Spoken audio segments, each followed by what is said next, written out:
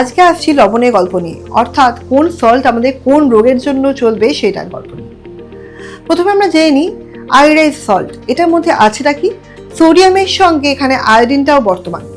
কারণ আমাদের ভারতবর্ষের মতো দেশে যেখানে আমাদের থাইরয়েডটা খুব কমন একটা প্রবলেম, সেখানে কিন্তু এই আয়োডাইজ সল্টটাই ভালোভাবে কাজে লাগে।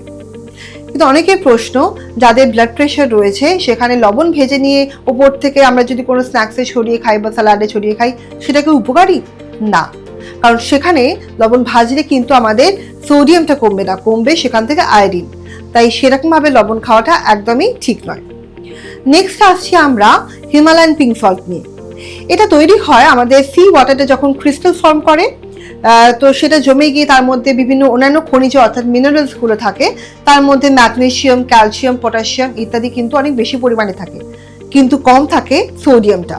এইটা মূলত আমরা গার্গলিং এর কাজে লাগাই এই পিঙ্ক সল্টটাকে। এই জিনিসটা খেলে আপনার শরীরে কিন্তু সোডিয়ামটা কম যাবে, কিন্তু আসবে বেশি পটাশিয়াম। তাই পিঙ্ক সল্ট থেকে অতটাও কিন্তু আমরা উপকার পাবো না। এবার এসছি ব্ল্যাক সল্ট নিয়ে। এই ব্ল্যাক সল্টের মধ্যে অন্যান্য মিনারেলসগুলো থাকে। মোস্টলি এটা ভেগান ডায়েটে আমরা ইউজ করে থাকি। এটা একটু পাঞ্জেন্ট স্মেলে হয়। সেখানে আমরা অন্যান্য কিছু স্যালাড বা কিছু খেলে অনেক সময় এটা হয়তো ছড়িয়ে খেলাম, সেক্ষেত্রে উপকারী লাগতে পারে। কিন্তু এর মধ্যে আবার সোডিয়ামটা যেহেতু কম থাকে, তাই অনেক ব্লাড প্রেশার যাদের থাকে তারা এটা মোস্টলি নিয়ে থাকেন হয়তো অনেক সময়। কিন্তু তবুও ওপর থেকে নুন ছড়িয়ে খাওয়াটা আমাদের শরীরের জন্য ঠিক নয়, কারণ আমাদের শরীরের জন্য একটা রিকোয়ারমেন্ট থাকে সল্টের অর্থাৎ সোডিয়ামের। সেখানে ওইটা কিন্তু আপনার 5 থেকে 6 গ্রাম মতো থাকে হোল ডের জন্য, অর্থাৎ 1 টিস্পুনের সমান। 4 নম্বর সল্ট হচ্ছে আজকালকার কমার্শিয়াল মার্কেটে কিন্তু বেরিয়েছে লো সোডিয়াম সল্ট। সেখানে আমাদের ওই সল্টের মধ্যে বিভিন্ন রকম প্রসেসিংয়ে আমাদের NaCl অর্থাৎ সোডিয়াম ক্লোরাইডটা কম থাকছে ঠিকই, কিন্তু ওখানে থাকছে বেশি পটাশিয়াম ক্লোরাইড। সেখানে মাথায় রাখতে হবে পটাশিয়ামের ভাগ বেশি থাকায় ওই সল্টে কিন্তু কিডনি রোগের জন্য যাবে না কোনো হার্ট পেশেন্টের জন্য, কারণ এই পটাশিয়াম কিন্তু বাড়াতে পারে আমাদের অ্যারিথমিয়া, অর্থাৎ আমাদের হার্ট রেটটাকে ওটা বাড়িয়ে দিচ্ছে।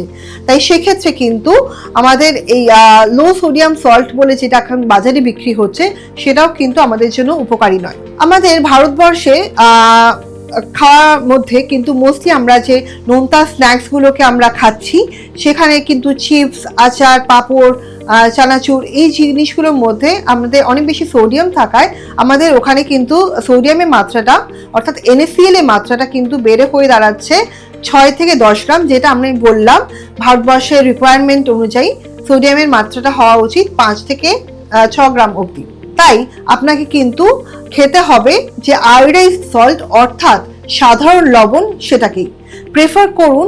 নর্মাল যে আয়োডাইজ সল্ট সেটাকে বাদবাকি আমি যে সল্টগুলো বললাম ওগুলো মাঝে মধ্যে হয়তো ইউজ করতে পারেন, কিন্তু কিডনি রোগীরা ভুল করেও কখনো এই লো সোডিয়াম সল্ট বা পিঙ্ক সল্ট এগুলো নেবেন না, কারণ এখানে পটাশিয়ামের মাত্রাটা বেশি আছে। যেহেতু আমাদের বয়স্কদের খাবারের ইনটেকটা অনেক কম থাকে, তাদের কিন্তু পাতে একটু এক্সট্রা নুন নিতে হবে, যাতে তাদের ইলেকট্রোলাইটের ব্যালেন্সটা ঠিক থাকে। হাইপোনেট্রিমিয়ার হওয়ার চান্সেস যেখানে বেশি, সেখানে কিন্তু আপনাকে প্রতিদিন একটু করে এক্সট্রা সল্ট অ্যাড করতে হবে যারা বয়স্ক পেশেন্ট আছেন তাদের জন্য। আজ জেনে নিলেন কি কি সল্ট আমাদের শরীরের জন্য উপকারী এবং কাদের জন্য উপকারী।